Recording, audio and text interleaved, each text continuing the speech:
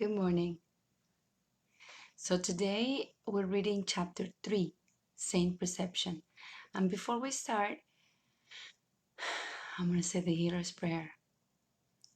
I am here only to be truly helpful.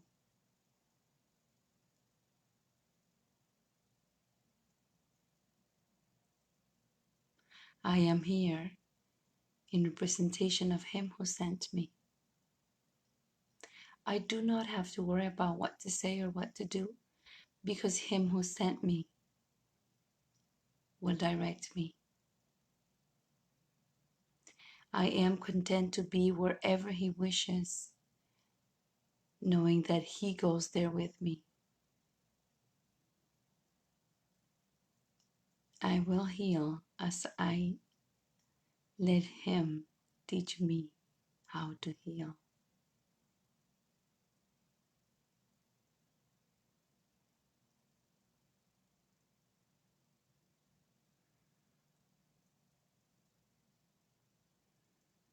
Thank you. So today we're reading chapter 3, Sane Perception. This chapter has 11 sections. I will be telling you what the name of each section is, and then at the end I'll wrap it up and let you know all the sections we just read. Let me see. Okay. Let me share this live video with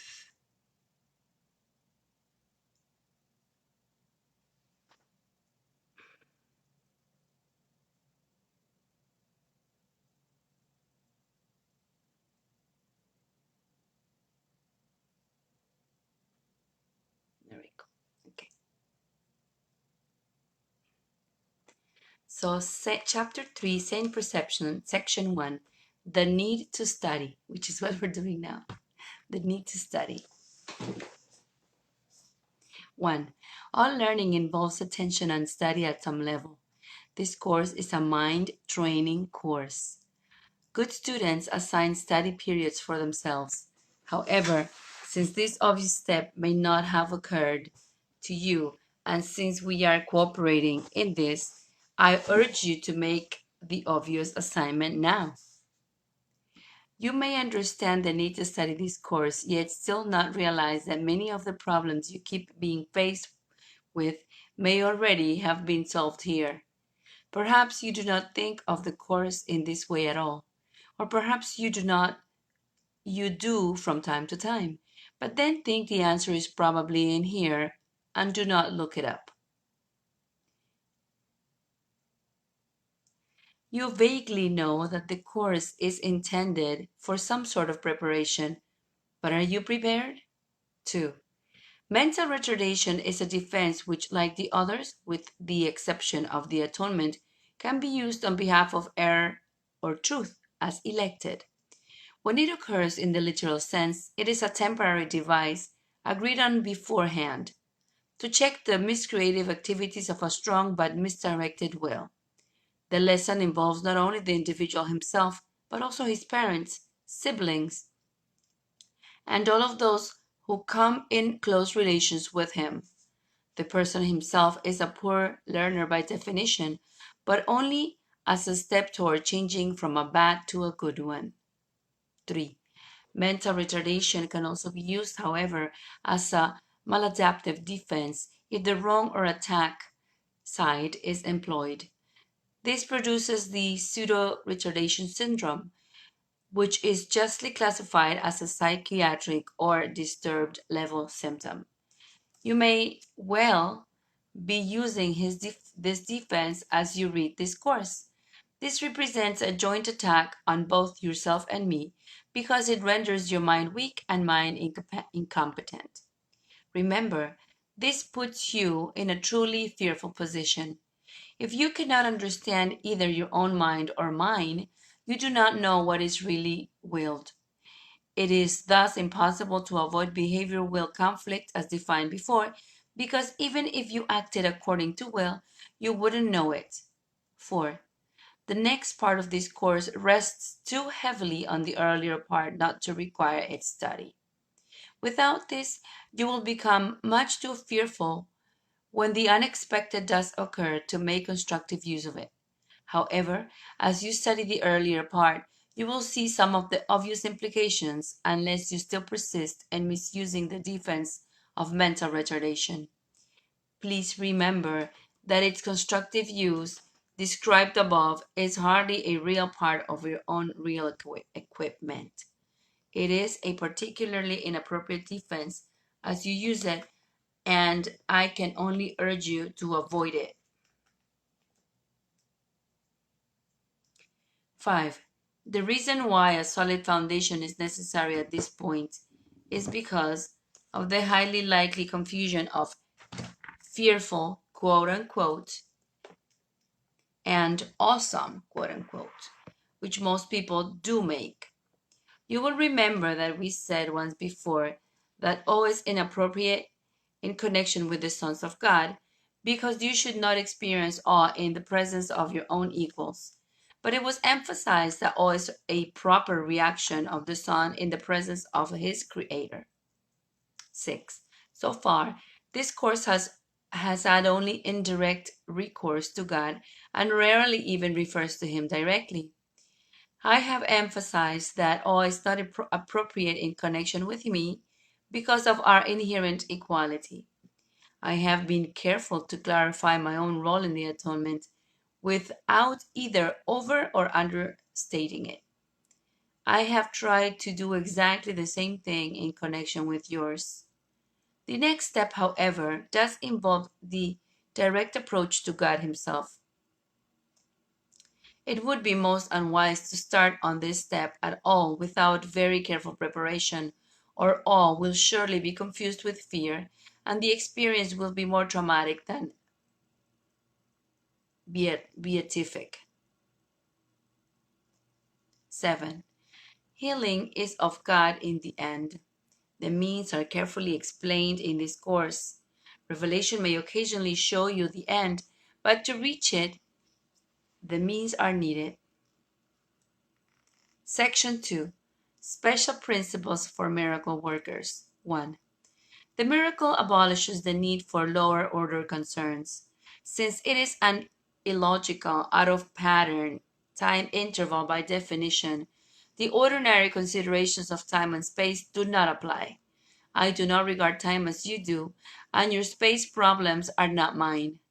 When you perform a miracle, I will arrange both time and space to adjust it. 2. A clear distinction between what was created and what is made is essential. All forms of correction or healing rest on this fundamental correction in level perception. 3. Another way of stating the second principle is this: never confuse right-mindedness with wrong-mindedness. Responding to any form of miscreation with anything except a desire to heal or a miracle is an expression of this confusion. Chapter 4. Paragraph 4. The miracle is always a denial of this error and an affirmation of the truth. One right-mindedness can correct in a way that has any real effect. Pragmatically, what has no real effect has no real existence. Its real effect, then, is emptiness. Being without substantial content, it leads itself to projection. 5. The level of judgment power of the miracle induces the right perception for healing. Until this has occurred, healing cannot be understood. Forgiveness is an empty gesture unless it entails correction. Without this, it is essentially judgmental rather than healing. 6. Miraculous forgiveness involves only correction. It has no element of judgment at all. Father, forgive them, for they know not what they do. In no way evaluate what they do. It is strictly limited to an appeal to God to heal their minds. There is no reference to the outcome of their misthought. That does not matter. 7. The biblical injunction, be of one mind, is the statement for revelation readiness. My own injunction, do this in remembrance of me, is the request for cooperation in miracle working. It should be noted that the two statements are not in the same order of reality because the latter involves a time awareness, since memory implies recalling the past and the present. Time is under my direction, but timelessness belongs to God alone. In time, we exist for and with each other. In timeliness, we coexist with God. Section 3. Atonement without sacrifice. 1. There is one more point which must be perfectly clear before any residual fear which you may still associate with miracles becomes entirely groundless. The crucifixion did not establish the atonement. The resurrection did.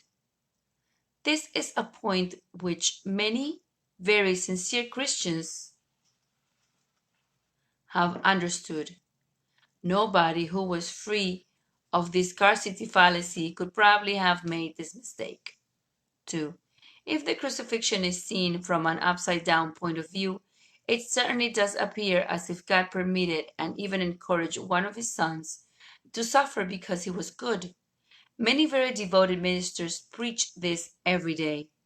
This particularly unfortunate interpretation, which actually arose out of the combined projection of a large number of my own would-be followers, had led many people to be bitterly afraid of God. This particularly anti-religious concept happens to enter into many religions, and this is neither by chance nor coincidence. The real Christian would have to pause and ask, how could this be? Is it likely that God Himself would be capable of the kind of thinking which His own words have clearly stated is unworthy of His children? 3. The best defense, as always, is not to attack another's position, but rather to protect the truth. It is not necessary to consider anything acceptable if you have to turn a whole frame of reference around in order to justify it. This procedure is painful in its minor application and genuinely tragic on a mass basis. Persecution is a frequent result, justified by the terrible misperception that God Himself persecuted His own Son on behalf of salvation. The very words are meaningless. 4. It has always been particularly difficult to overcome this because, although the error itself is no harder to overcome than any other error, people are unwilling to give it up because of its prominent escape value. In milder forms, a parent says, "This hurts me more than it hurts you," and feels exonerated in beating a child. Can you believe that the father really thinks this way?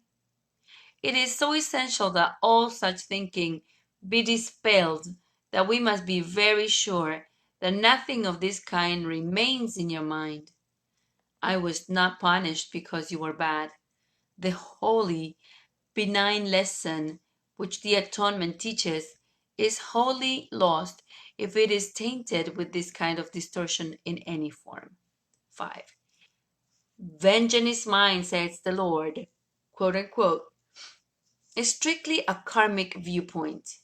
It is a real misperception of truth by which you assign your own evil past to God. The evil coincidence from the past has nothing to do with God. He did not create it and He does not maintain it. God does not believe in karmic retribution at all. God does not believe in karmic retribution at all. His divine mind does not create that way. He does not hold the evil deeds of a person even against himself. Is it likely that he would hold them against me? 6. Be very sure that you recognize how impossible this assumption really is, and how entirely it arises from projection.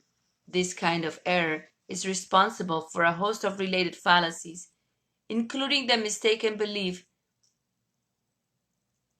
that God rejected man and forced him out of the Garden of Eden, or that I am misdirecting you.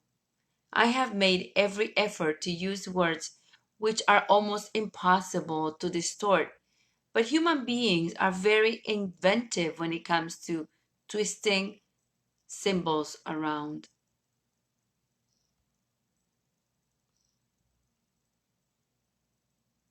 7.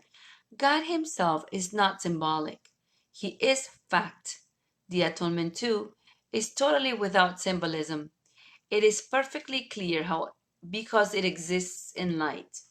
Only the world's attempts to shroud it in darkness have made it inaccessible to the unwilling and ambiguous to the partly willing. The atonement itself radiates nothing but truth. It therefore epitomizes harmlessness and sheds only blessing. It could not do this if it arose from anything other than perfect innocence. Innocence is wisdom because it is unaware of evil,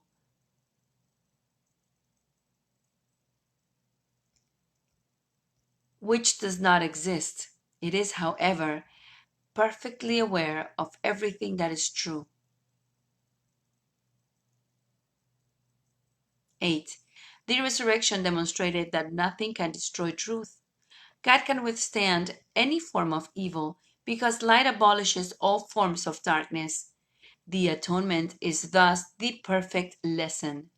It is the final demonstration that all of the other lessons which I taught are true. You are released from all errors if you believe in this. The deductive approach to teaching accepts the generalization which is applicable to all single instances rather than building up the generalization after analyzing numerous single instances separately.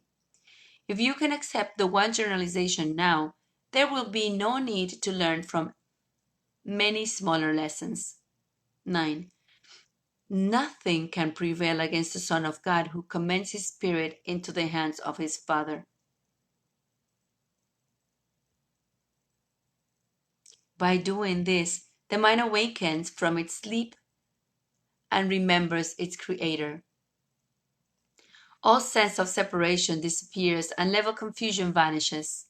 The Son of God is part of the Holy Trinity, but the Trinity itself is one. There is no confusion within its levels because they are of the mind and one will.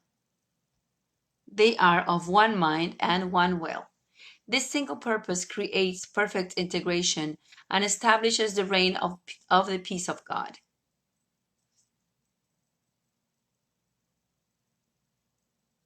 10. But this vision can be perceived only by the truly innocent. Because their hearts are pure, they defend true perception instead of defending themselves against it. Understanding the lesson of the atonement, they are without the will to attack, and therefore they see truly. This is what the Bible means when it says, quote, "And when he shall appear or be perceived, we shall be like him, for we shall see him as he is." Quote. So closing quotes. 11. Sacrifice is a notion totally unknown to God.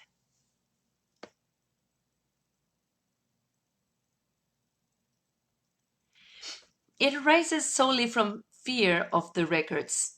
This is particularly unfortunate because frightened people are apt to be vicious.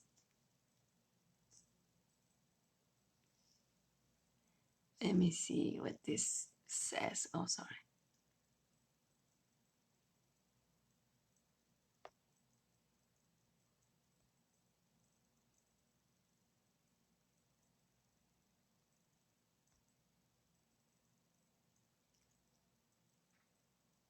Vicious is cruel, synonym of cruel, barbarous. So, frightened people are apt to be cruel or barbarous or vicious. Good teachers never terrorize their students. To terrorize is to attack, and this results in rejection of what the teacher offers. The result is a learning failure. Sacrificing others in any way is a clear-cut violation of God's own injunction that you should be merciful even as your Father in heaven is merciful. We should be merciful even as our Father in heaven is merciful. 12. It has been harder for many Christians to realize that this commandment or assignment also applies to themselves. In other words, though Christians generally, but by no means universally, recognize the contradiction involved in victimizing others, they are less adept at ensuring their own inability to victimize themselves. Although this appears to be a much more benign error from the viewpoint of society, it is nevertheless inherently dangerous because once a two-edged defense is used, its direction cannot be self-controlled. 13. It is obvious that these individuals have not been able to transcend the misperception of the need for sacrifice, or they could not possibly be willing to sacrifice themselves. Anyone who is unable to leave the request of others unanswered has not entirely transcended egocentricity. I never gave of myself, quote unquote, in this inappropriate way, nor would I ever encourage you to do so. 14. I have been correctly referred to in the Bible as, opening quotes, the Lamb of God who taketh away the sins of the world, closing quotes. Yet, those who represent the Lamb as blood-stained and all too widespread conceptual error do not understand the meaning of the symbol. Correctly understood, the symbol is a very simple parable or teaching device which merely depicts my innocence. The lion and the lamb lying down together refers to the fact that strength and innocence are not in conflict but naturally live in peace. Blessed are the pure in heart, for they shall see God, quote unquote, is another way of saying the same thing. Only the innocent can see God. 15. There has been some controversy in human terms as to whether seeing is an attribute of the eyes or an expression of the integrative powers of the brain. Correctly understood, the issue revolves around the question of whether the body or the mind can see or understand. This is not really open to question at all. The body is not capable of understanding. Only the mind knows anything. A pure mind knows the truth. And this is its strength. It cannot attack the body because it knows exactly what the body is. 16. This is what a sound mind in a sound body, quote unquote, really means. A sound mind is not out for blood. It does not confuse destruction with innocence because it associates innocence with strength, nor not with weakness. Innocence is incapable of sacrificing anything because the innocent mind has everything and strives only to protect its wholeness. This is why it cannot project. It can only honor others, because honor is the natural greeting of the truly loved to others who are like them. 17. The Lamb taketh away the sins of the world, quote unquote, only in the sense that the state of innocence or grace is one in which the meaning of the atonement is perfectly apparent. The innocence of God is the true state of the mind of His Son. In this state, your mind does see God, And because you see him as he is, you know that the atonement, not sacrifice, is the only appropriate gift to your own altar, where nothing except perfection truly belongs. The understanding of the innocence is truth. That is why their altars are truly radiant. Section 4. Innocent Perception. 1. We have repeatedly stated that the basic concepts referred to throughout this course are not matters of degree. Certain fundamental concepts cannot be meaningfully understood in terms of coexistent polarities. It is impossible to conceive of light and darkness, of everything and nothing,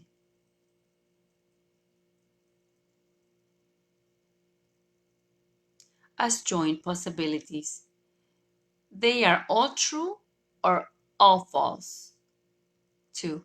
It is absolutely essential that you understand completely that behavior is erratic until a firm commitment to one or the other is made. Yet a firm commitment to darkness or nothingness is impossible. Nobody has ever lived who has not experienced some light and some of everything. This has made everybody genuinely unable to deny truth totally, even if he deceives himself in this connection most of the time. That is why those who live largely in darkness and emptiness never find any lasting solace. 3. Innocence is also not a partial attribute. It is not a real defense until it is total. When it is partial, it is characterized by the same erratic nature that holds for other two-edged defenses. The partly innocent are apt to be quite stupid at times. It is not until their innocence is a genuine viewpoint, which is universal in its application, that it becomes wisdom. Innocent or true perception means that you never misperceive and always see truly.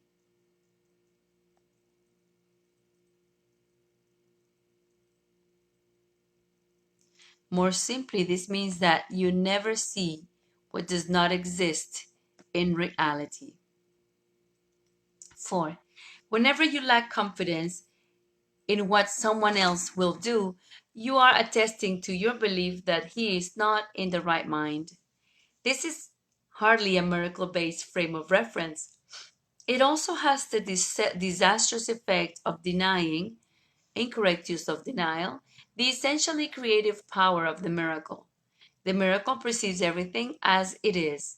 If nothing but the truth exists, and this is really redundant in statement, because what is not true cannot exist, right-minded seeing cannot see anything but perception, but perfection. Sorry.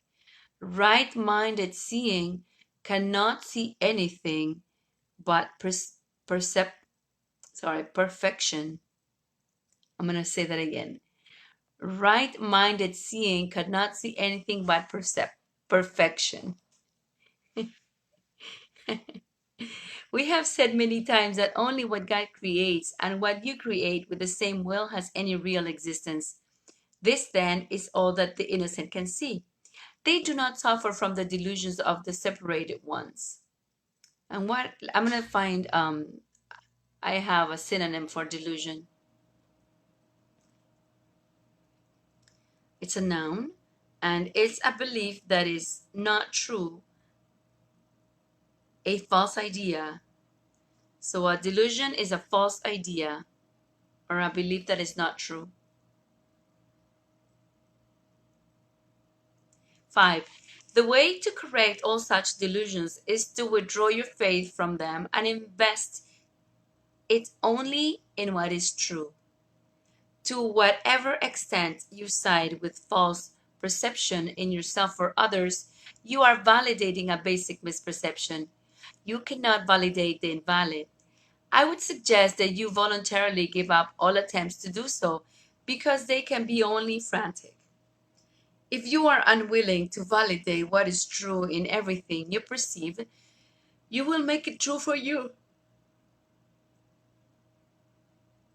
6. Remember that we said that truth overcomes all errors. All error. Truth overcomes all errors.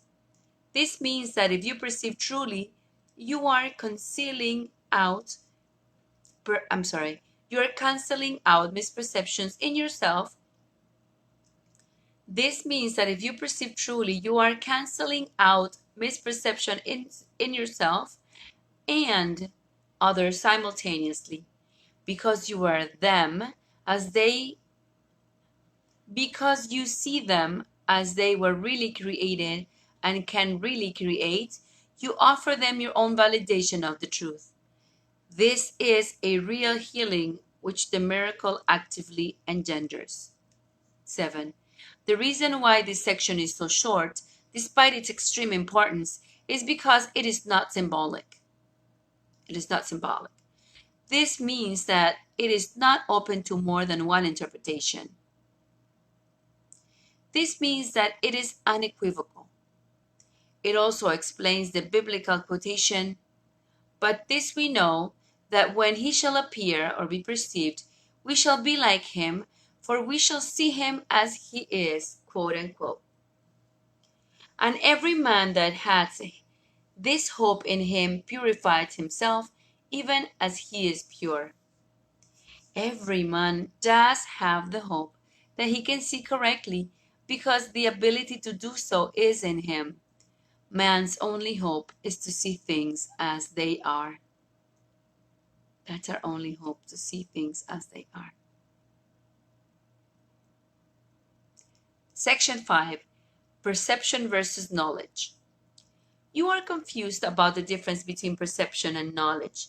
You will note that we have said very little about knowledge as yet. One of the exceptions is in the correction formula for fear, which begins with know first.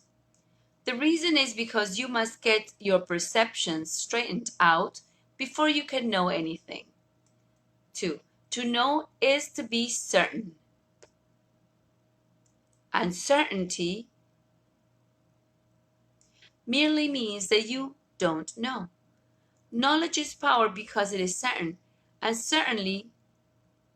uncertainty is strength. Perception is temporary. It is an attribute of the space-time belief and is therefore subject to fear or love. Perception is temporary. It is an attribute of the space-time belief and is therefore subject to fear or love. Misperception produces fear, and true perception induces love. Neither produces certainly, because all perception varies. That is why it is not knowledge. True perception is the basis for knowledge, but knowing is the affirmation of truth. 3. All of your difficulties ultimately stem from the fact that you do not recognize or know yourself, your brother, or God. Recognize, quote unquote, means know again, quote unquote. This means you knew before. Recognize means know again. This means you knew before. Note that it does not mean saw before. You can see in many ways because perception involves different interpretations, and this means it is not whole. The miracle is a way of perceiving, not a way of knowing. It is the right answer to a question, but you do not ask questions at all when you know. 4. Questioning delusions is the first step in undoing them. The miracle or the right answer corrects them. Since perceptions change, their dependence on time is obvious. They are subject to transitory states, and this implies variability by definition. How you perceive at any given time determines what you do, and action must occur in time. Knowledge is timeless because certainty is not questionable. You know when you have ceased to ask questions. 5. The questioning mind, quote unquote, perceives itself in time and therefore looks for future answers. The unquestioning mind, quote unquote, is closed merely because it believes that the future and the present will be the same. This establishes an unchanged state or stasis. This is usually an attempt to counteract an underlying fear that the future will be worse than the present, and this fear inhibits the tendency to question at all.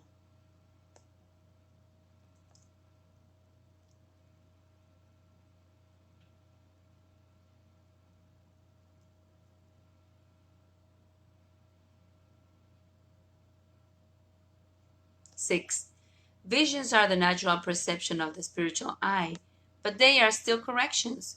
The spiritual eye is symbolic and therefore not a device for knowing. It is, however, a means of right perception which brings it into the proper domain of the miracle, but not the revelation. Properly speaking, a vision of God is a miracle rather than a revelation. The fact that perception is involved at all removes the experience from the realm of knowledge. That is why these visions do not last. 7.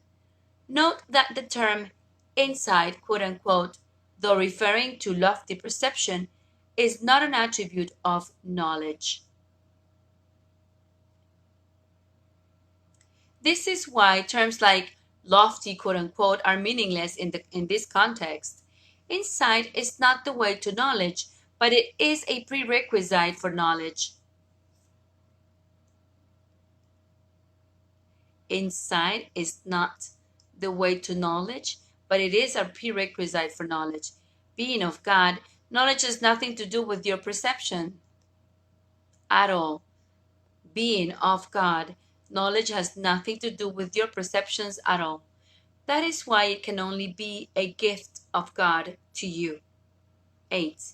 An ancient proverb instructs you to know thyself, quote unquote, or be certain. Certainty is always of God. When you love someone, you have perceived him as he is, and this makes it possible for you to know him. But it is not until you recognize him that you know him. Only then are you able to stop asking questions about him. While you ask questions about God, you are clearly implying that you do not know him. Certainty does not require action. When you say you are acting on the basis of sure knowledge, you are really confusing perception and knowledge. Knowledge brings mental strength for creative thinking, but not for right doing.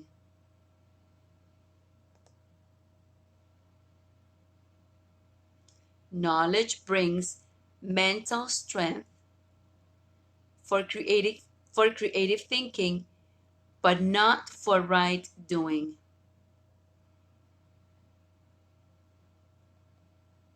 9. Perception, miracles, and doing are closely related. Knowledge is a result of revelation and induces only thought. Perception involves the body even in its most spiritualized form. Knowledge comes from the altar within and is timeless because it is certain. To perceive the truth is not the same as knowing it. This is why students may have so much trouble with integrating this course. The tentative perception of some is too uncertain for knowledge because knowledge is sure. The perception of others is so variable that they swing from sudden but real knowledge to complete cognitive disorganization. 10. If you attack another's error, you will hurt yourself. You do not recognize him when you attack. Attack is always made on a stranger. You are making him a stranger by misperceiving him so that you cannot know him. It is because you have made him into a stranger that you are afraid of him. What is he to you? He is your brother. What else do you need to know? But do know that this is not a matter of perception but a fact. Perceive him correctly so that you can know him. The prayer for the miracle is, Jesus, help me see my brother as he really is, and thus release both him and me. Jesus, help me see my brother as he really is, and thus release both him and me. This is the prayer for a miracle. It says, the prayer for the miracle is, Jesus, help me see my brother as he really is, and thus release both him and me.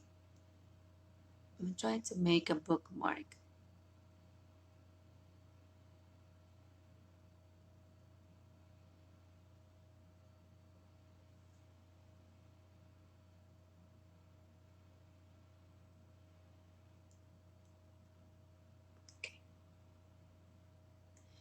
Anytime there is anything unloving that crosses your mind, you should immediately recognize that you do not want to hurt your brother.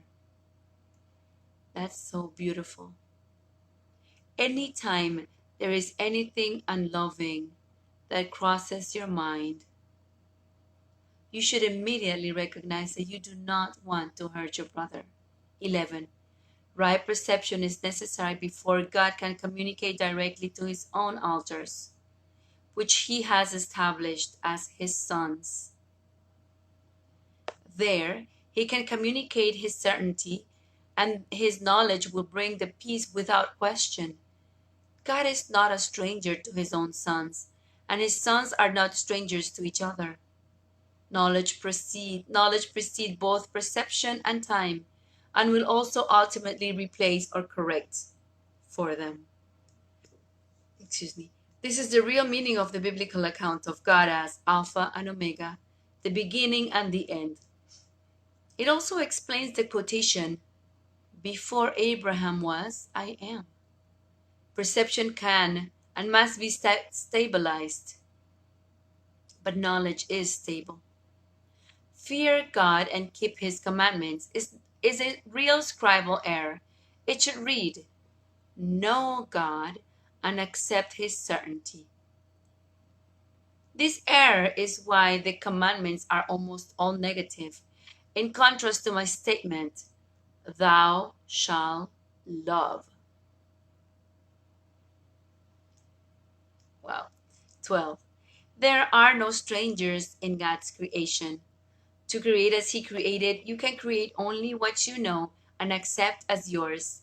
God knows his children with perfect certainty. He created them by knowing them. He recognizes them perfectly. When they do not recognize each other, they do not recognize him. Brothers can misperceive one another, but they rarely maintain that they do not know each other. This is possible only if they maintain what they are not really. This is possible only if they maintain that they are not really brothers. Section 6. The divided mind. Most of the abilities you now possess are only shadows of your real strengths. Your spirit knows, loves, and creates. These are its unequivocal functions. All of your present functions are equivocal or open to question or doubt. This arises because you can no longer be certain how you will use them. You are therefore incapable of knowledge because you are uncertain. You are also incapable of true loving because you can perceive lovelessly. And you cannot create surely because perception deceives and illusions are not sure. 2. Perception did not exist until the separation had introduced degrees, aspects, and intervals. The spirit has no levels, and all conflict arises from the concept of levels. Wars arise when some regard others as if they were on a different level. All interpersonal conflicts arise from this fallacy. Only the levels of the Trinity are capable of unity. The levels produced by the separation are disastrous. They cannot but conflict. This is because one is essentially meaningless to another. Freud realized this perfectly, and that is why he conceived as forever irreconcilable the different levels of the psyche. They were conflict prone by definition because they wanted different things and obeyed different principles. 3. In our picture of the psyche, there is an unconscious level which properly consists only of the miracle ability and should be under my direction.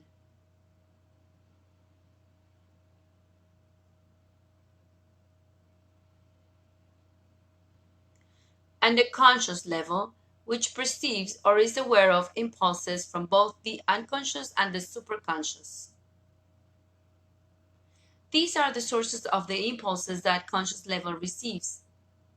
Consciousness is thus the level of perception, but not of knowledge. Again, to perceive is not to know. In this connection, Casey is more accurate than Freud. Feliz instante santo, Santa Cristina. 4. Consciousness was the first split that you introduced into yourself.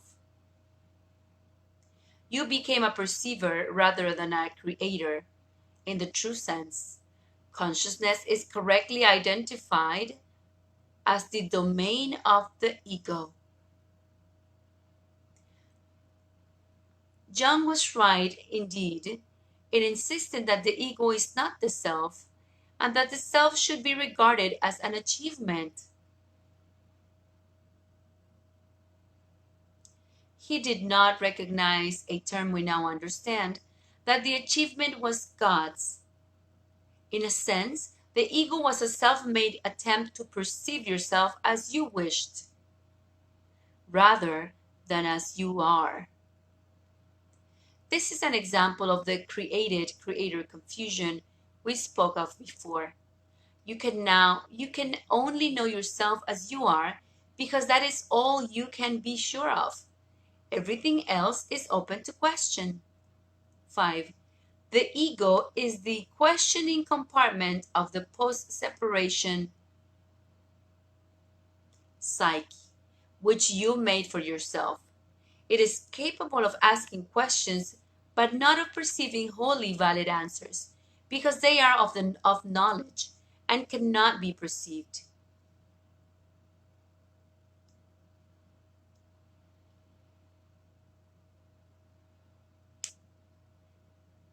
And I'm going to say that again. The ego is capable of asking questions, but not of perceiving wholly valid answers, because these are of knowledge and cannot be perceived. The endless speculation about the meaning of mind has led to considerable confusion because the mind is confused. Only one-mindedness is without confusion. A separated or divided mind must be confused. A divided mind is uncertain by definition. It has to be in conflict because it is out of accord with itself. 6. Intrapersonal conflict arises from the same basis as interpersonal. One part of the psyche perceives another part as on a different level and does not understand it. This makes the parts strangers to each other without recognition. This is the essence of the fear-prone condition, in which attack is always possible. You have every reason to feel anxious as you perceive yourself. This is why you cannot escape from fear until you know that you did not and cannot create yourself.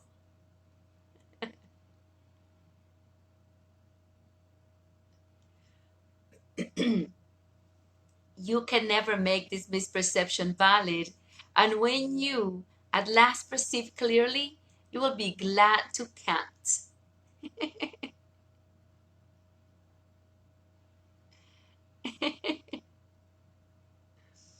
Your creation is beyond variance by your own errors, And this is why you must eventually choose to heal the separation. 7. Right-mindedness is not to be confused with the knowing mind, because it is applicable only to right perception. You can be right-minded or wrong-minded, and this is subject to degrees. A fact which clearly demonstrates a lack of association with knowledge. The term right-mindedness is properly used as the correction for wrong-mindedness and applies to the state of mind which induces accurate perception. It is miraculous because it heals misperception, and healing is indeed a miracle in view of how you perceive yourself. Only the sick need healing. The spirit does not need healing, but the mind does. 8. Freud gave a very graphic but upside-down account of how the divisions of the mind arose from the bottom up. Actually, this is impossible because the unconscious cannot generate the conscious. You cannot create something you can't know. The ego, therefore, did not arise out of the unconscious. The ego did not arise out of the unconscious. A lower order perception cannot produce a higher order one because it does not understand it. But a higher order perception can produce a lower order one by understanding, quote unquote, in terms of misperception. 9. Perception always involves some misuse of will because it involves the mind in areas of uncertainty. The mind is very active because it has willpower. When it willed the separation, it willed to perceive. Until it chose to do this, it will only to know. Afterwards, it had to will ambiguously, and the only way out of ambiguity is clear perception. 10. The ego is as frail as Freud perceived it. The later theorists have tried to introduce a less pessimistic view, but they have looked in the wrong direction for their hope. Any attempt to endow the ego with the attributes of the spirit is merely confused thinking. Freud was more clear-sighted about this because he knew a bad thing when he perceived it, but he failed to recognize that a bad thing cannot exist. It is therefore wholly unnecessary to try to get out of it. As I have said before, the thing to do with a desert is to leave. 11. The mind returns itself to its proper function only when it wills to know. This places it in the spirit service where perception is meaningless. The superconscious is the level of the mind which wills to do this. Freud was particularly distorted on this point because he was getting too far up for comfort according to his own perception. But he was right in maintaining that the parts of the psyche cannot be correctly perceived either as things or as entirely separate. He would have thought better if he had said entirely separated. 12. The mind did divide itself when it willed to make its own levels and the ability to perceive them. But it could not entirely separate itself from the spirit because it is from the spirit that it derives its whole power to create. Even in miscreating, will is affirming its source, or it would merely cease to be. This is impossible because it is part of the spirit which God created and which is therefore eternal. 13. The ability to perceive made the body possible because you must perceive something with something. This is why perception involves an exchange or a translation which knowledge does not need. the interpretive function of perception, actually a distorted form of creation, then permitted you to interpret the body as yourself, in which, although depressing, was the way out of the conflict you induced. This has already been covered in some detail. 14. The superconscious which knows could not be reconciled with this loss of power because it was incapable of darkness. This is why it became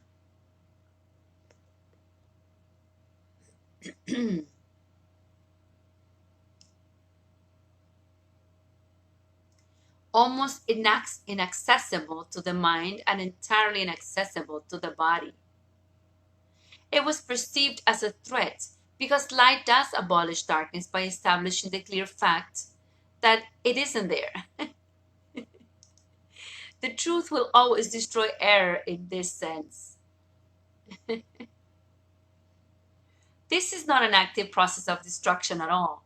We have already emphasized the fact that knowing does not do anything. It can be perceived as an attack, but it cannot attack. What you perceive as its attack is your own recognition of the fact that it can always be remembered. Because it has never been destroyed. This is not a literal remembering as much as real remembering.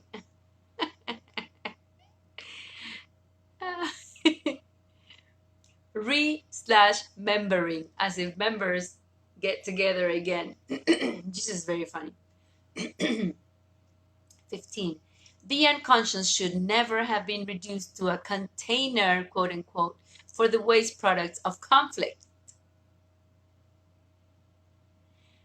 Even as you perceive your psyche, every level has a creative potential because nothing you make can wholly lose this.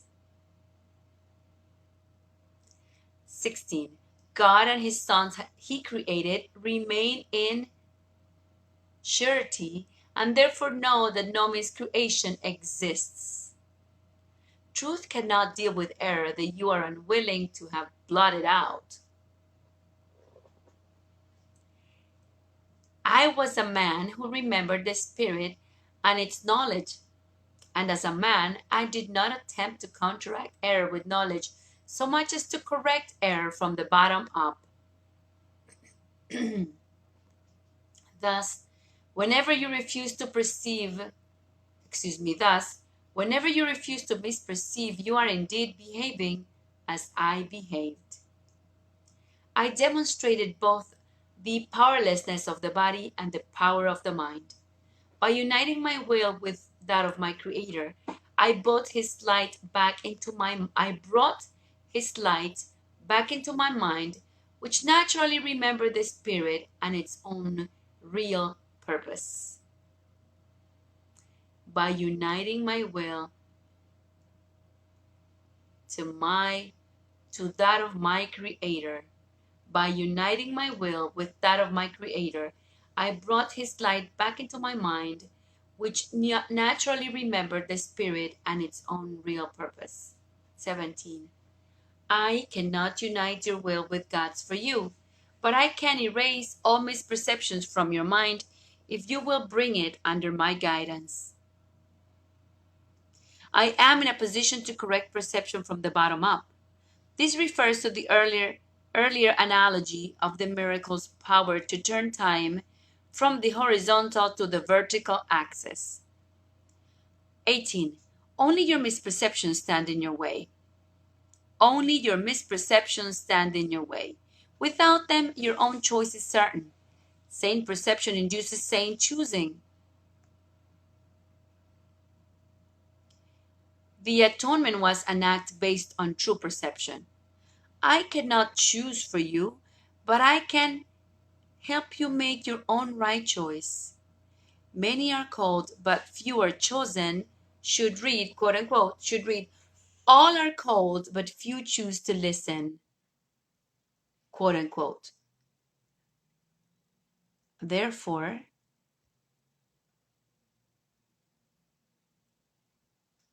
They do not choose right.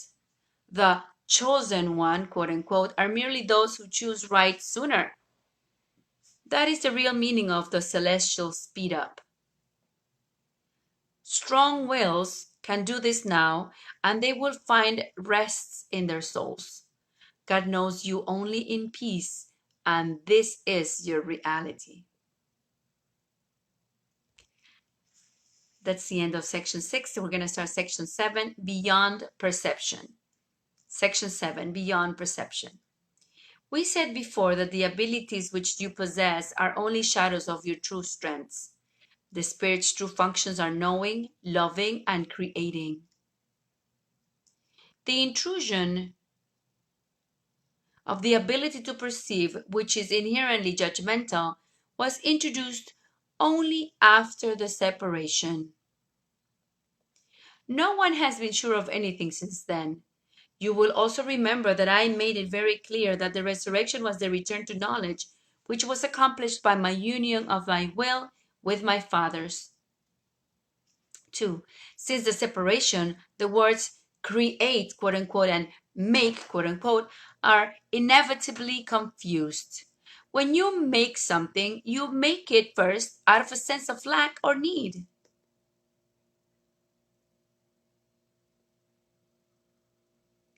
And second, out of a something that already exists. Anything that is made for a specific purpose. It has no true generalizability. When you make something to fill a perceived lack, which is obviously why you would make anything, you are tacitly implying that you believe in the separation. Knowledge does not lead to doing, as we have frequently observed already. 3. Earlier, the miracle was associated with perception and not with knowledge. However, we also noted that prayer is the medium of miracles and also the natural communication of the Creator and the created.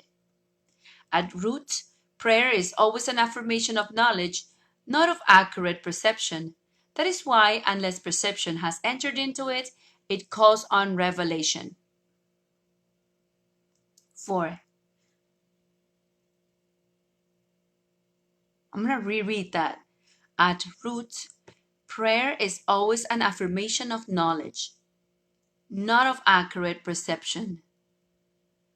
That is why, unless perception has entered into it, it calls on revelation. 4. The confusion between your own creation and what you make is so profound that it has literally become impossible to know anything because knowledge is always stable. It is quite evident that you are not.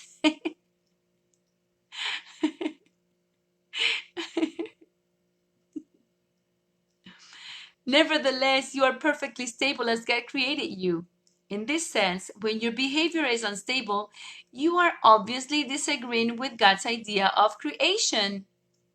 This is a fundamental right of yours, although not one you would care to exercise if you were in your right mind. 5. The problem that is bothering you most is the fundamental question which you continually ask of yourself, but which cannot properly be directed to yourself at all. You keep on asking yourself what you are. This implies that the answer is not only one which you know, but one which is up to you. The first part of this statement is perfectly true, but the second part is not. We have frequently commented on the absolute necessity of correcting all fallacious thinking which associates you in any way with your own creation. 6. You cannot perceive yourself correctly. You have no image at all. The word image, quote unquote, is always perception related and is not a product of knowing. Images are symbolic and stand for something else. The current emphasis on changing your image, quote unquote, is a good description of the power of perception, but it implies that there is nothing to know. 7. Prayer is the medium of miracles not because God created perceptions, but because God created you. At the beginning of this course, we said that you are a miracle. Therefore, the miracle worker is a miracle not of his own creation. Unless perception rests on some knowing basis, it is so unstable that it doesn't mean anything. Knowing is not open to interpretation because its meaning it is its own. I'm going to read it again. Knowing is not open to interpretation because its meaning is its own. It is possible to interpret meaning, but this is always open to error because it involves the perception of meaning. All of these wholly needless complexities are the result of your attempt to regard yourself as both separate and unseparated at the same time.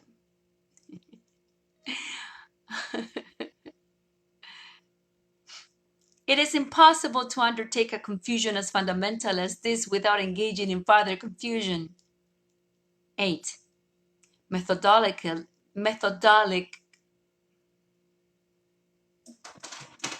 methodologically, thank you. Methodologically, your mind has been very creative.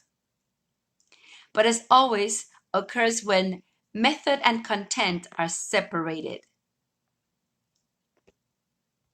it has not been utilized for anything but an attempt to escape a fundamental and entirely inescapable impasse. This kind of thinking cannot result in a creative outcome, though it has resulted in considerable ingenuity. It is noteworthy, however, that this ingenuity has almost totally divorced you from knowledge.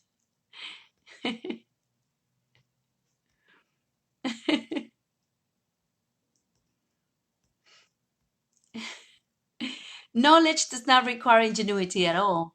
When we say, the truth shall set you free, quote unquote, we mean that all this kind of thinking is a waste of time, but you are free of the need of engaging in it. 9. Note again that the functions of the Spirit were not referred to as abilities. Note again that the functions of the Spirit were not referred to as abilities. This point requires clarification because abilities are beliefs which are based on the scarcity fallacy. Since an ability does not mean anything apart from comparison to the ability as it appears in others. Nobody has none of an ability, and nobody has all of it. That is, of course, why the bell curve never rests on the line.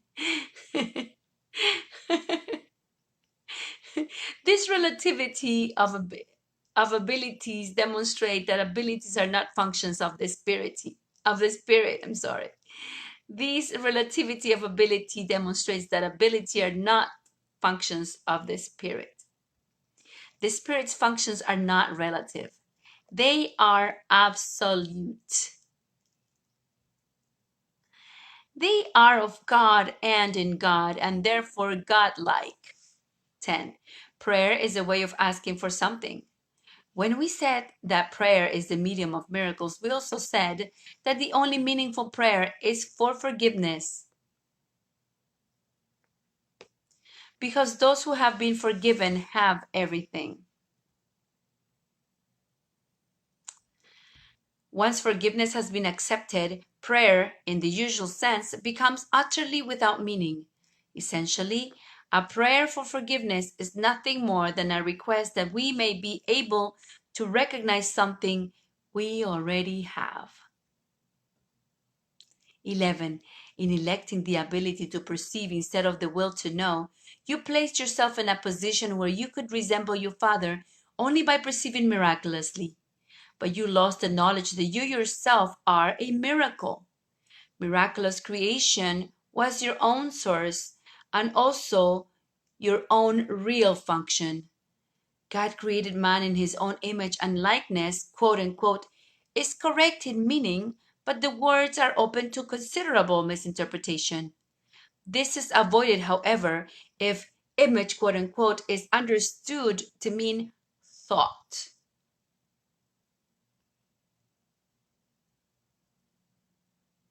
And likeness is taken as of a like quality. God did create the sun in his own thought and of a quality like to his own. There is nothing else. 12. Perception is impossible without a belief in more and less. Unless perception at every level involves selectivity, it is incapable of organization.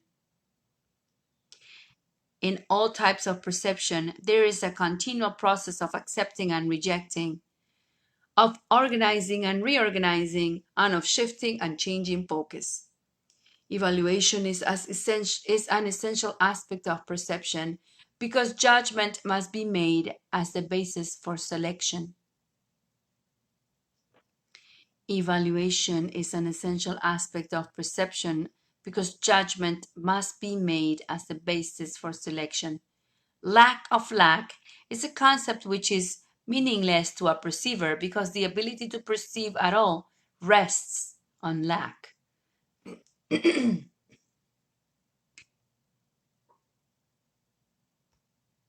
13. What happens to perceptions if there are no judgments and there is nothing but perfect equality? Perception is automatically useless. Truth can only be known. All of it is equally true, and to know any part of it is to know all of it.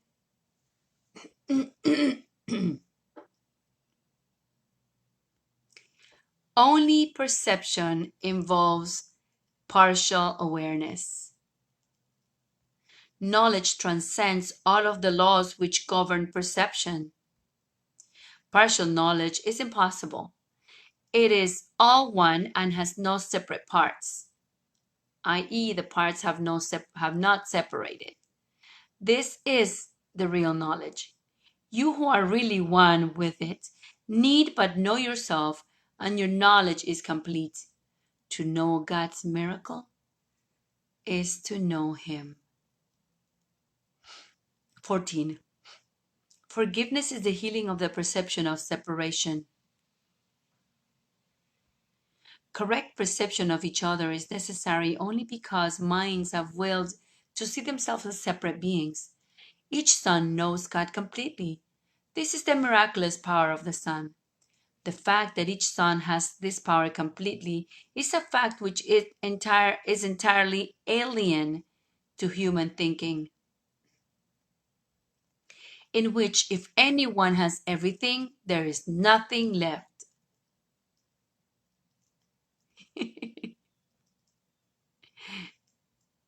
God's miracles are as total as His thoughts, because they are His thoughts. God shines in them all with perfect light. God shines in them all with perfect light. If they recognize this light anywhere, they know it universally. Revelation cannot be explained because it is knowledge. Revelation happens. It is the only really natural happening because it reflects the nature of God. 15. As long as perception lasts, prayer has a place. Since perception rests on lack, those who perceive have not totally accepted the atonement and given over themselves to truth. Perception is a separated state, and the perceiver does not need healing. Communion, not prayer, is the natural state in those who know. God and His miracles are inseparable. 16. All words are best are preparatory. The word is really a thought. No one word is universally meaningful because a word is a symbol, but thought is not divisible at the level of creation. The original name for thought, quote unquote, and word, quote unquote, was the same. The quotation should read, "In the beginning was the thought, and the thought was with God, and the thought was God." That's a reference to a scripture. 17. How beautiful indeed are the thoughts of God who live in his light. Your worth is beyond perception because it is beyond doubt. Do not perceive yourself in different lights. Know yourself in the one light where the miracle which is you is perfectly clear. 8. Section 8. The essential goal of therapy. 1. When two people experience a dominance submission problem, it is often related to the perceived opposition between helping and being helped. This is a misperception resulting from the failure to recognize the equal worth on both individuals in the interaction. There can be no confusion on this point and no strain if confusion is not introduced. Some confusion may be experienced by a person when someone else is trying to help him. He's likely to feel that this puts him in a subordinate position if he thinks he should be the therapist. 2. Obviously, there is no problem once it is recognized that the equal worth of each person precludes this misperception, since both gain in such a transaction. It is impossible for anybody to ever lose anything when this is fully recognized. This is what recognizing your brother is all about. It is impossible for anybody to ever lose anything when this is fully recognized. The fact that both gain in such a transaction, that's what needs to be fully recognized. This is what recognizing your brother is all about. 3. The prerequisites for therapy must include the following conditions. 1. The procedure must involve the recognition rather than the denial of the importance of thoughts. 2. The exact equality of everyone who is involved must also be recognized. This must include me. 3. No one is either therapist or patient. You could add teacher or pupil. 4. Above all, everyone involved must want to give up everything that is not true.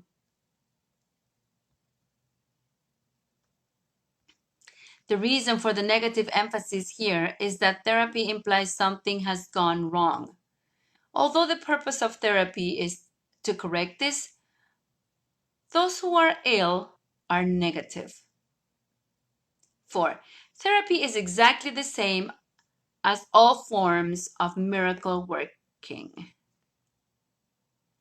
It has no separate laws of its own.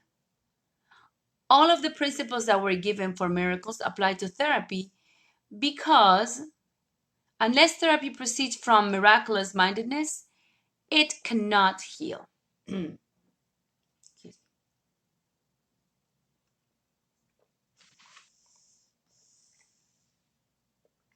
5. The therapist, hopefully, does have the role of being the better perceiver. This is also, again, hopefully true of the teacher. It does not follow that he is the better knower. Temporarily, the therapist or teacher can help in straightening out twisted perceptions, which is also the only role that I would ever contribute myself. All therapy should do is try to place everyone involved in the right frame of mind to help each other. All therapy should do is try to place everyone involved in the right frame of mind to help one another. Thank you, Jesus. Excuse me. 6. It is essentially a process of true courtesy, including courtesy to me. You should know that all God's children are fully worthy of complete courtesy. There are ways of treating others in which only consistent courtesy, even in very little things, is offered. It is a very healing habit to acquire. 7. Any form of mental illness can truthfully be described as an expression of viciousness. We said before that those who are afraid are apt to be vicious. If we were willing to forgive other people's misperceptions of us, they could not possibly affect us at all.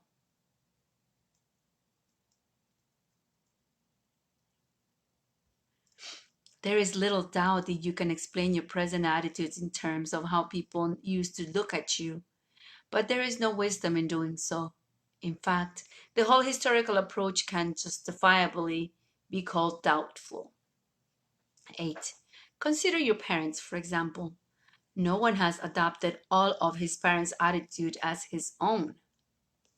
In every case, there has been a long process of choice in which the individual has escaped from those he himself vetoed while retaining those he voted for. For instance, someone might not have retained his parents' political beliefs because he believed he was free in this area. Yet he might still have retained their misperceptions of his worth. In this case, there must be some acute problem of his own that would make him so eager to accept this. This tendency can always be regarded as punitive. It cannot be justified by the inequality of the strengths of parents and children. This is never more than temporary and is largely a matter of maturational and thus physical difference. It does not last unless it is held onto. 9. Why should anyone accord an obvious misperception so much power? There cannot be any real justification for it, because even you yourself recognize the real problem when you say, "How could they do this to me?" quote unquote. The answer is, they didn't. That is so funny. 10. You have a very serious question to ask yourself in this connection. We said before that the purpose of the resurrection was to demonstrate that no amount of misperception has any influence at all on the Son of God. This demonstration exonerates those who misperceive by establishing beyond doubt that they have not hurt anyone. Your question, which you must ask yourself very honestly, is whether you are willing to demonstrate that your parents have not hurt you. Unless you are willing to do this, you have not forgiven them. 11. The essential goal of therapy is the same as that of knowledge. No one can survive independently as long as he is willing to see himself through the eyes of others. This will always put him in a position where he must see himself in different lights.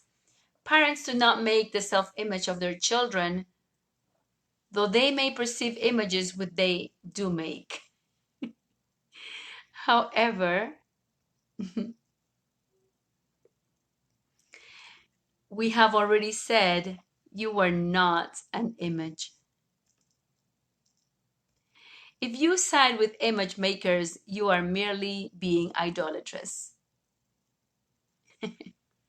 12. You have no justification whatever for perpetuating any image of yourself at all. You are not an image.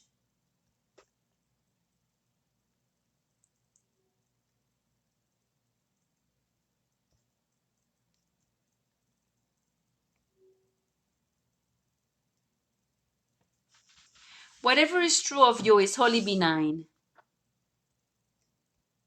It is essential that you know this about yourself, but you cannot know it while you choose to interpret yourself as vulnerable enough to be hurt. I'm going to repeat that.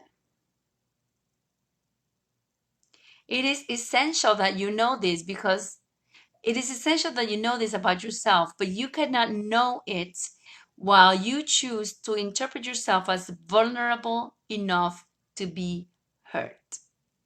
This is a peculiar kind of arrogance whose narcissistic component is perfectly obvious.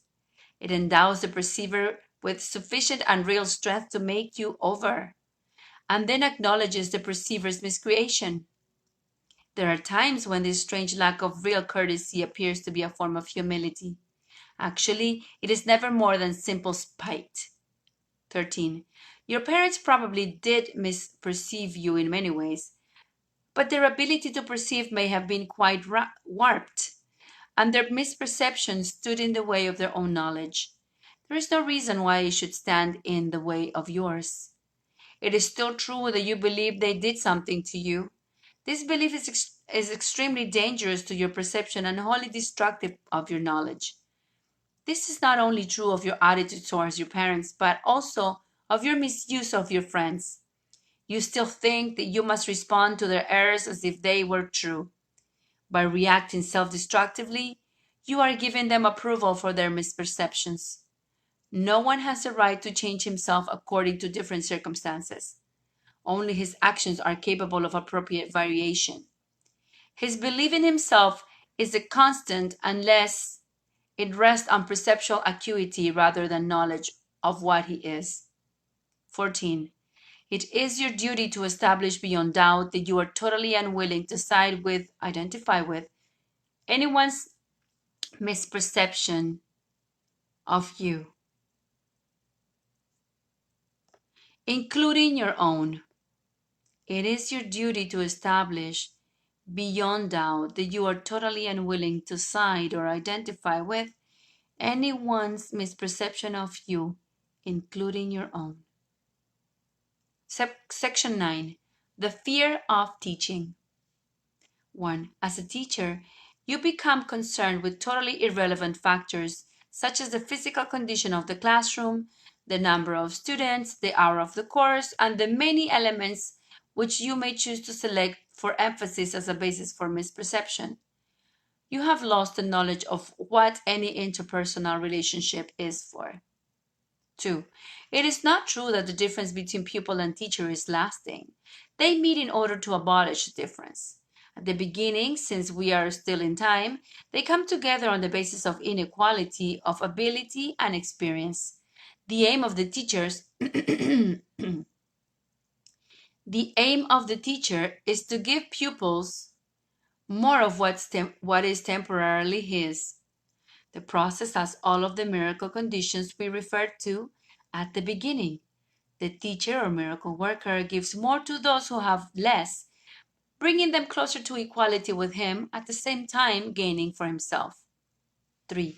The confusion here is only because teacher and pupil do not gain the same things, because they do not need the same things.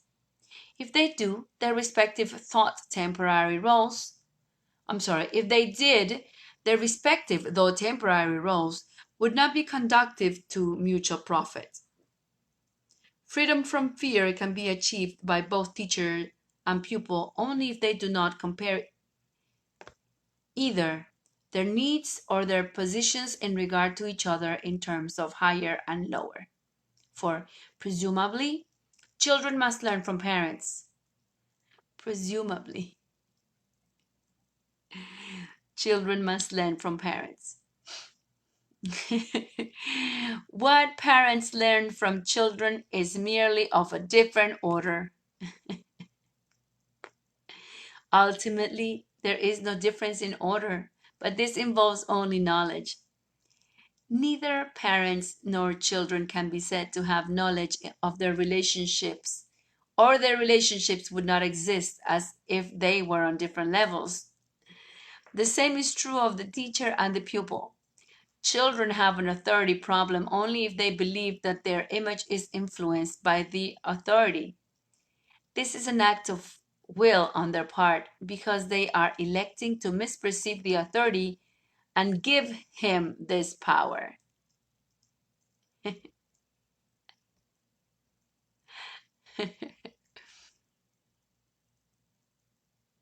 5. A teacher with an authority problem is merely a pupil who refuses to teach others. He wants to maintain himself in a position where he can be misused and misperceived. This makes him resentful of teaching because of what he insists it has done to him. The only way out of this particular aspect of the desert is still to leave. The way this is left is to release everyone involved by absolutely refusing to engage in any form of honoring error. Neither teacher nor pupil is imprisoned by learning unless he uses it as an attack. If he does this, he will be imprisoned whether he actually teaches or learns, or refuses to engage in the process at all. 6. The role of a teacher, properly conceived, is one of leading himself and others out of the desert. The value of this role can hardly be underestimated, if only because it was one to which I very gladly dedicated my own life. I have repeatedly asked my pupils to follow me. This means that to be effective teachers, they must interpret teaching as I do. I have made every effort to teach you entirely without fear. If you do not listen, you will be unable to avoid the very obvious error of perceiving teaching as a threat. 7. It is hardly necessary to say that teaching is a process whose purpose is to produce learning. The ultimate purpose of all learning is to abolish fear. This is necessary so that knowledge can happen. The role of the teacher is not the role of God. This confusion is all too frequently made by parents, teachers, therapists, and clergy.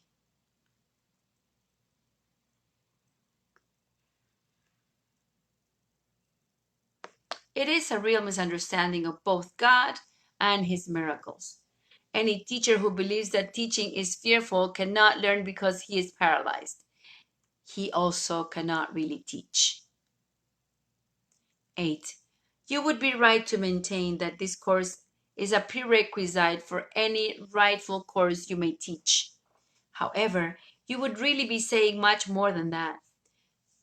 The purpose of this course is to prepare you for knowledge, so it is the only purpose of any legitimate course. All that is required of you as a teacher is to follow me. 9. Whenever everyone decides that he can function only in some roles but not in others, he cannot but be attempting to make a compromise which will not work. If you are under the belief that you are coping with your fear of teaching by functioning in related roles, but not as a teacher of students, you are merely deceiving yourself. You owe yourself greater respect. There is nothing as tragic as the attempt to deceive oneself, because it implies that you perceive yourself as so unworthy that deception is more fitting for you than truth. 10. Either you can function in all of the roles you have properly undertaken to fill, or you cannot function effectively in any of them. This is an all or none decision. You cannot make inappropriate level distinctions within this choice. You are either capable or not. This does not mean that you can do everything, but it does mean that you are either totally miracle minded or not.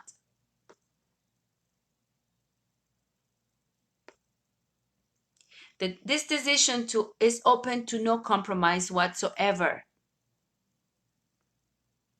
When you say that you cannot teach, you are acting as if universal laws apply to everyone except you. This is not only arrogant, but patently untrue. Universal laws must apply to you unless you do not exist. We will not bother to argue about this.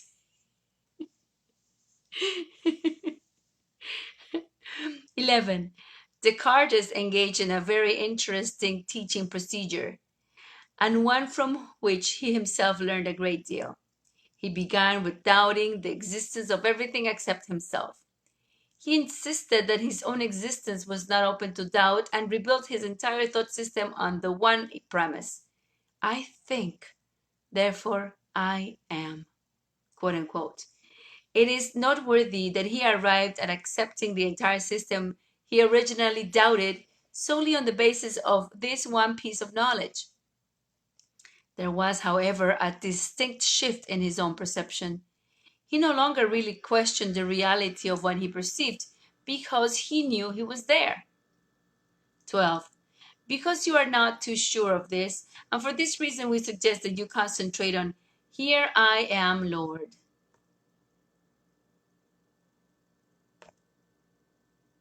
Repeat this very short phrase and don't think of anything else. Just pull in your mind slowly. Just pull in your mind slowly from everywhere else and center it on these words. 13. A teacher is unlikely to be effective unless he begins with being there. This is not really open to question. You will lose all your fear of teaching and relating in any form once you know who you are. There is no point whatever in remaining in the prison of believing that this is up to you. You do not exist in different lights. It is this belief which has confused you about your own reality. Why would you want to remain so obscure to yourself? Section 10.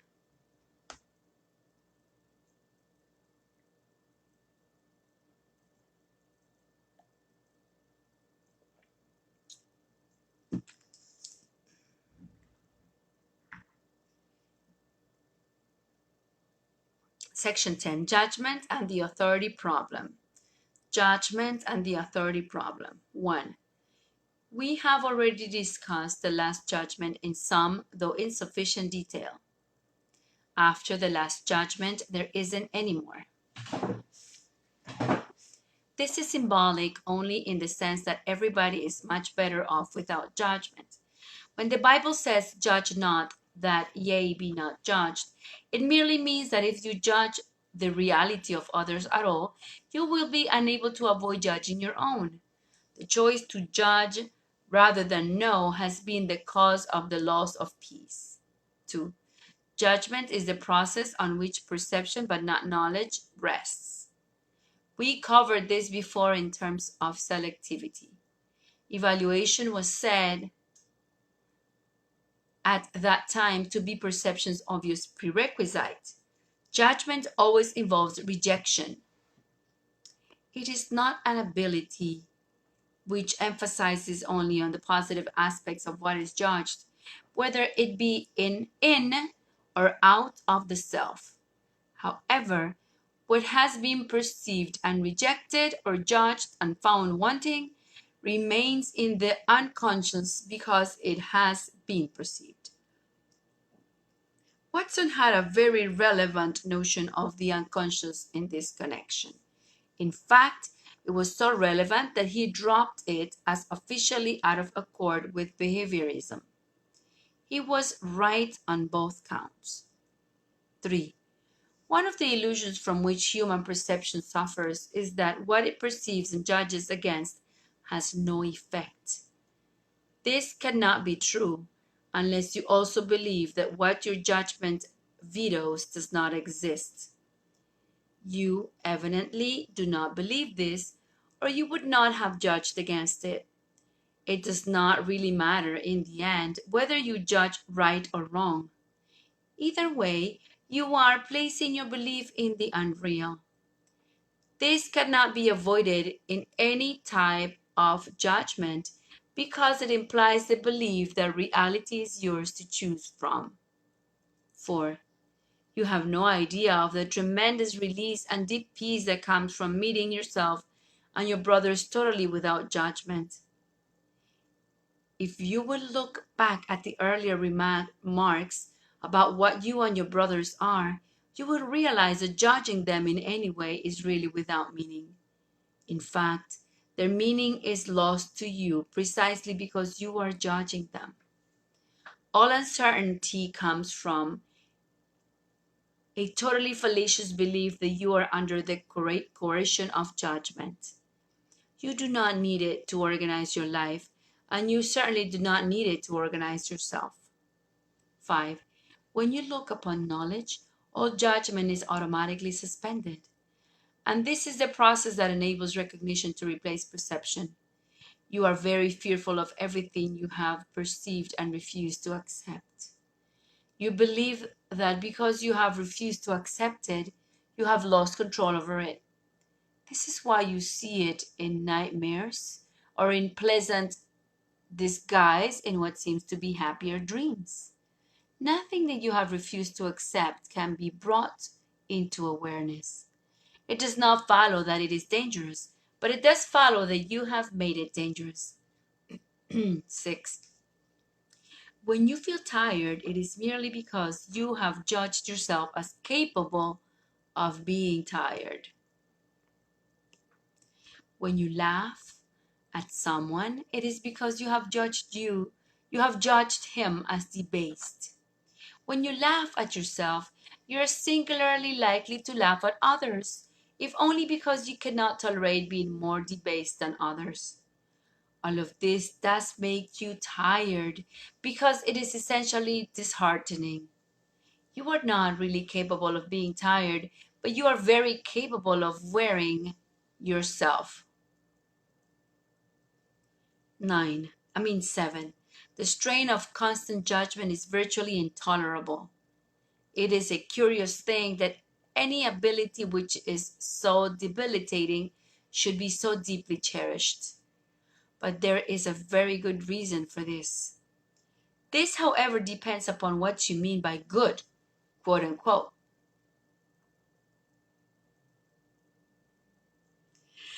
If you wish to be the author of reality, which is totally impossible anyway, then you will insist on holding on to judgment.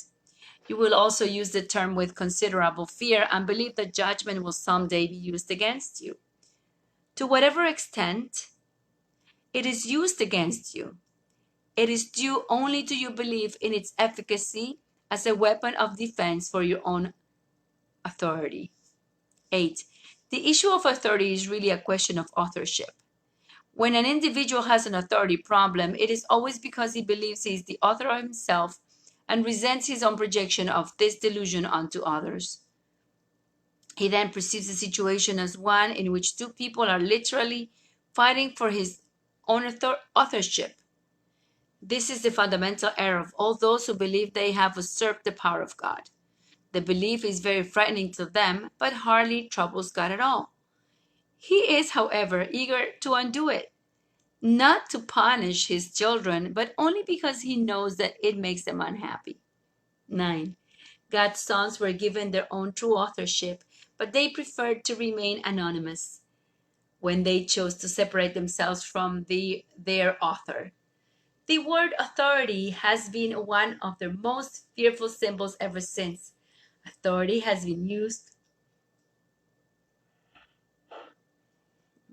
for great cruelty because, being uncertain of their own authorship, people believe that their creation was anonymous. This has left them in a position where it sounds meaningful to consider the possibility that they must have created themselves. The dispute over authorship has left such uncertainty in the mind that some people have gone so far as to doubt whether they were ever created at all.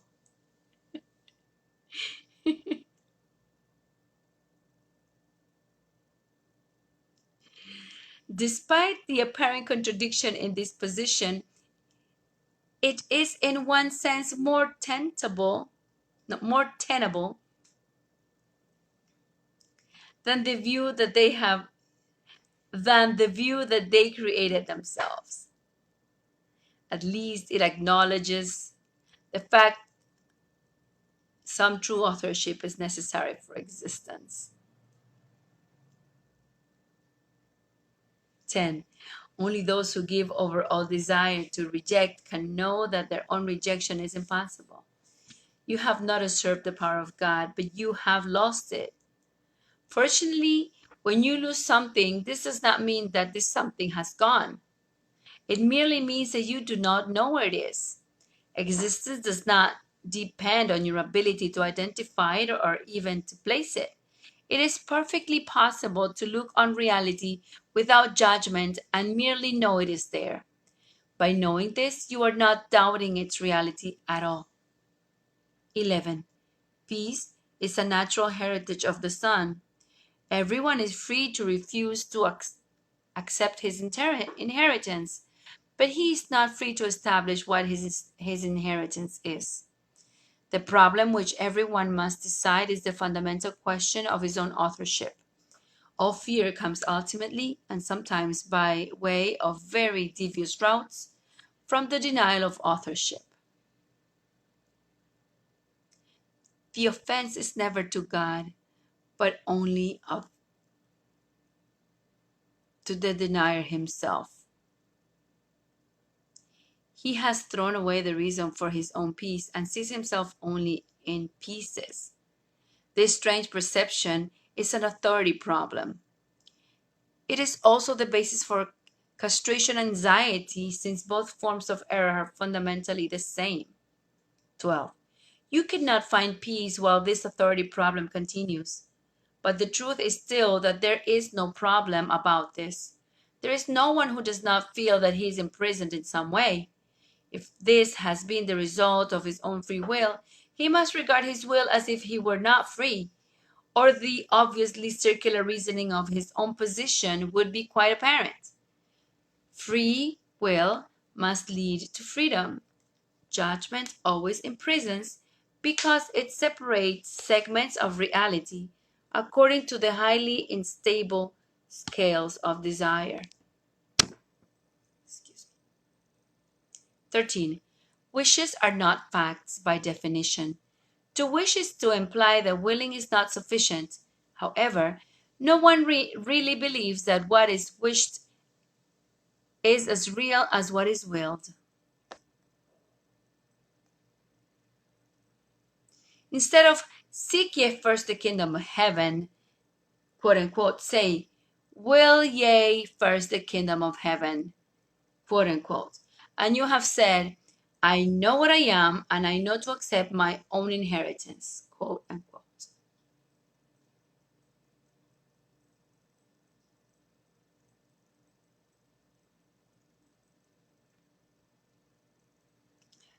11.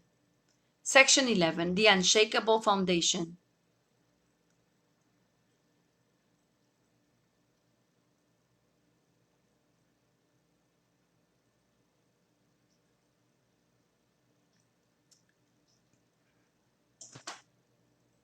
The unshakable foundation. Excuse me. It is essential that this whole authority problem be voluntarily dismissed once and for all. You do not understand how important this is for your sanity. You are quite insane on this point. This is not a judgment, it is merely a fact. It is just as much a fact as God is. A fact is literally a making, quote unquote, or a starting point. You do start from this point, and all your thinking is inverted because of it. Every system of thought must have a starting point. It begins with either a making or a creating, a difference which we have already covered.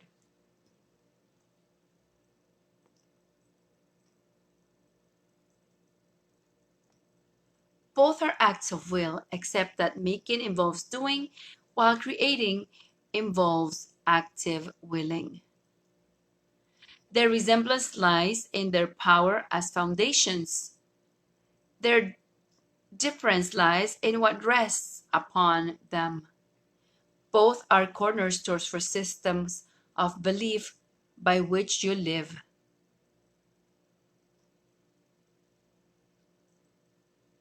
3. It is a mistake to believe that a thought system which is based on lies is weak. It is a mistake to believe that a thought system which is based on lies is weak. Nothing made by a child of God is without power. It is absolutely essential that you realize this, because otherwise you will not understand why you have so much trouble with this course and will be unable to escape from the prison you have made for yourself. You have made the error of the psychotherapist we described in some detail before. Yet you cannot resolve the authority problem by depreciating the power of your mind. It can hurt you if you misuse it, because you know its strength, and you also know that you cannot weaken it any more than you can weaken God. 4. The devil is a frightening concept only because he is thought of as extremely powerful and extremely active. He is perceived as a force in combat with God, battling him for the possession of souls. He deceives by lies and builds kingdoms of his own, in which everything is in direct opposition to God. Yet he attracts men rather than repels them, and they are perceived as willing to sell him their souls in return for gifts they know are of no real worth at all. This makes absolutely no sense. The whole picture is one in which man acts in a way he himself realizes is self-destructive, but which he does not will to correct.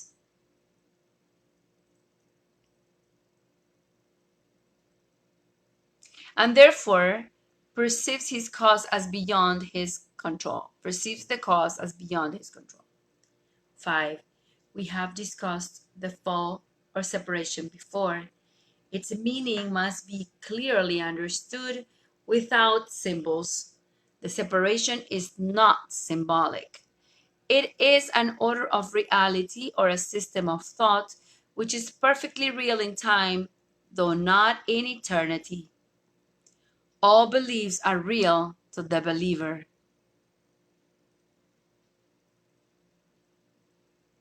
6. The fruit of only one tree was forbidden to man in the symbolic garden. But God could not have forbidden it, or it could not have been eaten. If God knows his children, and I assure you he does, would he have put them in a position where their own destruction was possible? The tree which was forbidden was correctly named the tree of knowledge, quote unquote. Yet God created knowledge and gave it freely to his creations. The symbolism here is open to many interpretations, but you may be sure that any interpretation which perceives either God or his creations as if they were capable of destroying their own purpose is wrong. 7.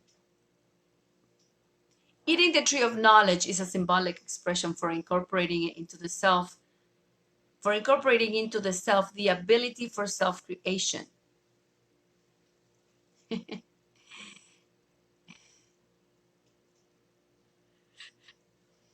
This is the only sense in which God and his sons are not co-creators. The belief that they are is implicit in the self-concept, a concept now made acceptable by its weakness and explained by a tendency of the self to make an image of itself. Its fear aspect is usually ascribed to the father figure, a particularly interesting idea in view of the fact that nobody means the physical father by the term. Nobody means a physical father by the term. Father figure.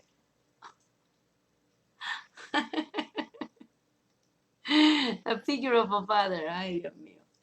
It refers to an image of a father in relation to an image of the self.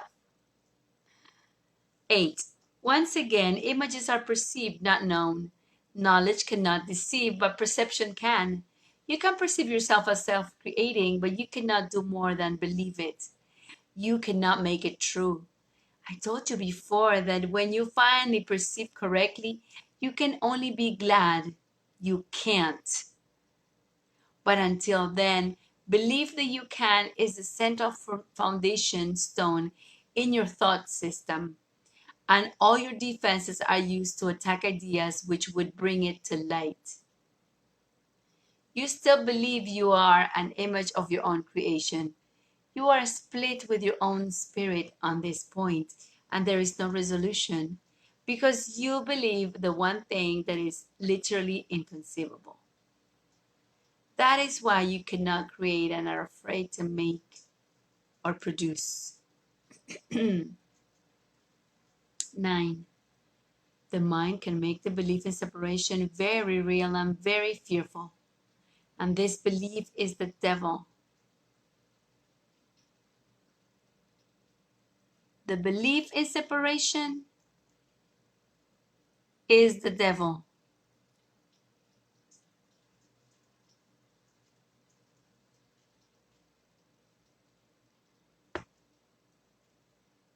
It is powerful, active, destructive, and clearly in opposition to God because it literally denies his fatherhood. Never underestimate the power of his denial. Never underestimate the power of this denial. Look at your life and see what the devil has made. But know that this making will surely dissolve in the light of truth because its foundation is a lie. 10. Your creation by God is the only foundation which cannot be shaken because the light is in it. Your starting point is truth, and you must return to it to this beginning. Much has been perceived since then, but nothing else has happened. That is why your spirit is still in peace, even though your mind is in conflict. 13. You have not yet gone back far enough, and that is why you become so fearful. As you approach the beginning, you feel the fear of the destruction of your thought system upon you, as if it were the fear of death. There is no death, but there is a belief in death. 12. The Bible says that the tree that bears no fruit will be cut off and will wither away. Be glad. The light will shine from the true foundation of life, and your own thought system will stand corrected. It cannot stand otherwise. 13. You who fear salvation are willing death. Life and death, light and darkness, knowledge and perception are irreconcilable. To believe that they can be reconciled is to believe that God and you cannot.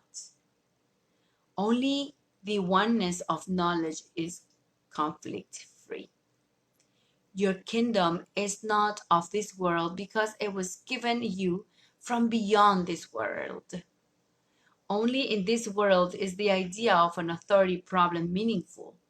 The world is not left by death but by truth. And truth can be known by all those for whom the kingdom was created and for whom it waits. That's the end of section. Oh, that's the end of the section. Oh, okay. So we're done. Thank you, Jesus.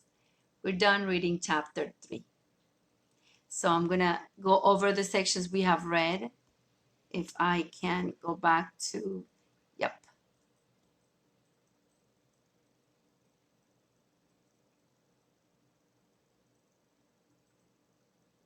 So section 3, Sane Perception, has 11 sections. The third chapter, Sane Perception, 11 sections. First, the need to study. Second, special principles for miracle workers. Third, atonement without sacrifice. Fourth, innocent perception. Fifth, perception versus knowledge. Sixth, the divided mind. Seventh, beyond perception. Eighth, the essential goal of therapy. Ninth, the fear of teaching. 10th, judgment and the authority problem. 11th, the unshakable foundation. So tomorrow we'll read chapter 4, the ego's struggle to preserve itself. Thank you very much for awakening with me and accompanying me and Jesus, because I'm just an image. I'm not an image. I'm not an image. Jesus just told me I'm not an image. I'm not an image. So thank you for reawakening and remembering who we are.